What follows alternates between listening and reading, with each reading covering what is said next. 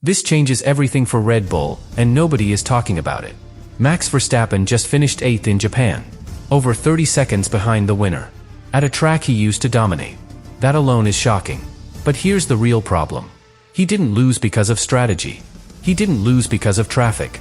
He lost because the car is losing power every single lap. And here's where it gets serious. The exact same weakness might already be inside Red Bull's future Ford engine, meaning this is not just a bad race. This could be the beginning of a long-term failure, a hidden flaw, a system problem. And if that's true, Red Bull is not just behind right now. They could be building their next era, already at a disadvantage. Subscribe now, because what really happened in Japan is much worse than anyone expected. At first, it looked like damage control. 8th place. A few points. A race to forget. That's what most people thought. But that's not what actually happened. Because this result hides something much bigger.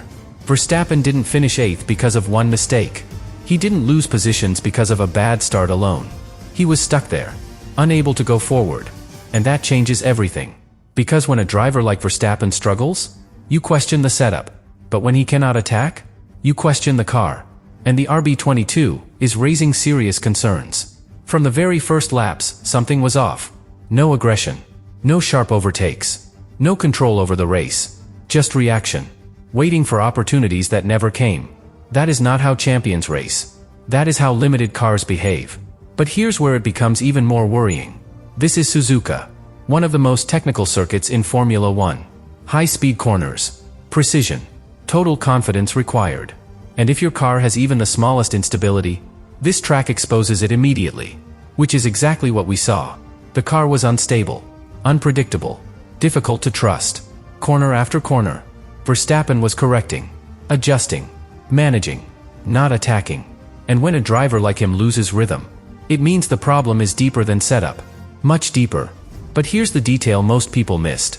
Even when the opportunity appeared, he still couldn't do anything. Safety car, fresh tires, better track position, everything aligned. And still, no progress.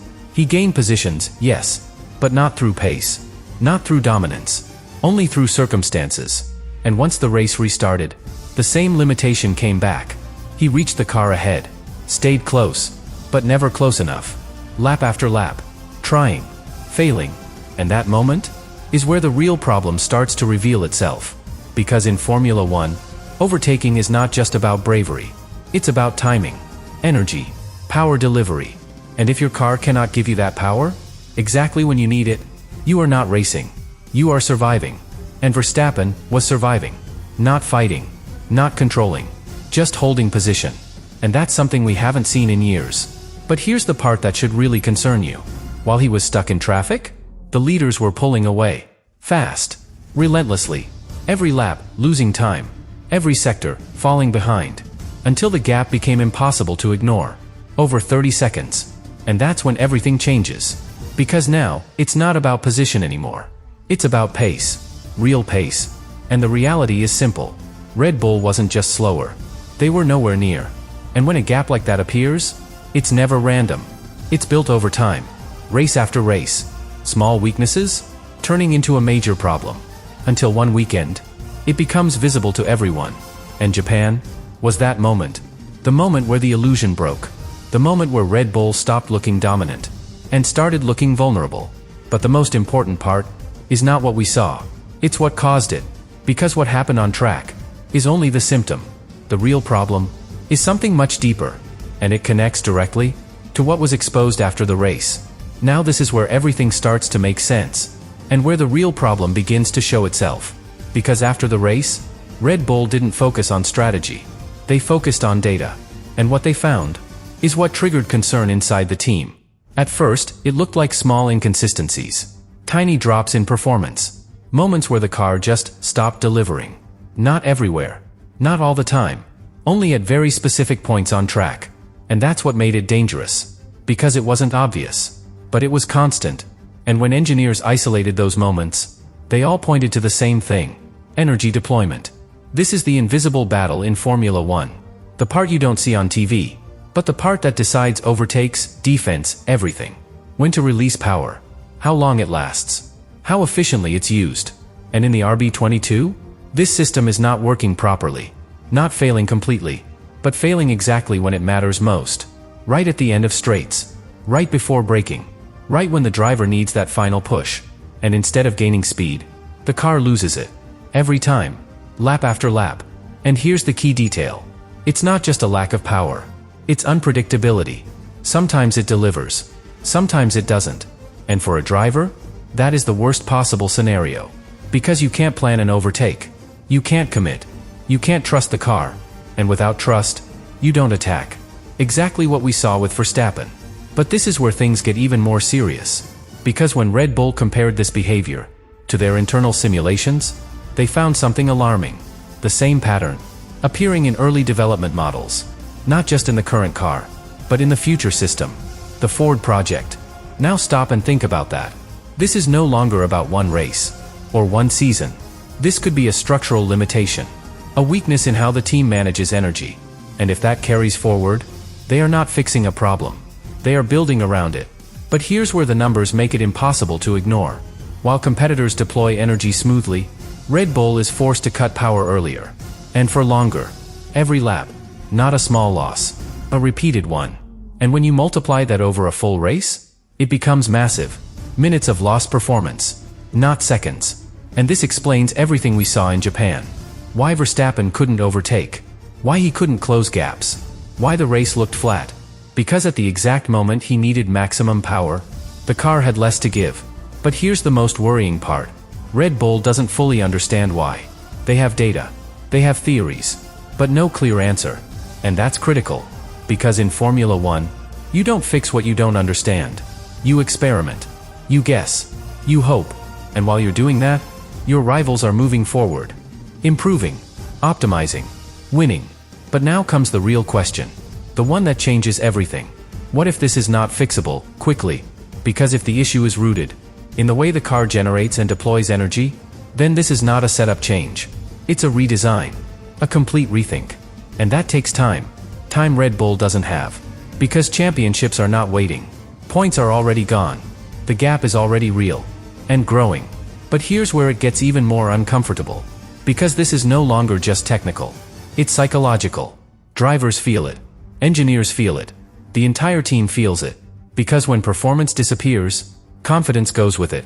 And once that happens, everything becomes harder. Decisions slow down.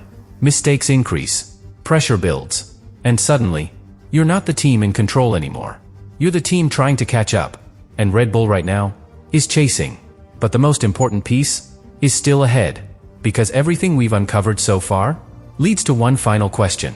If this problem is already this visible now, what happens when the next era begins? Because that answer changes the future of Red Bull completely. And this is where everything becomes impossible to ignore.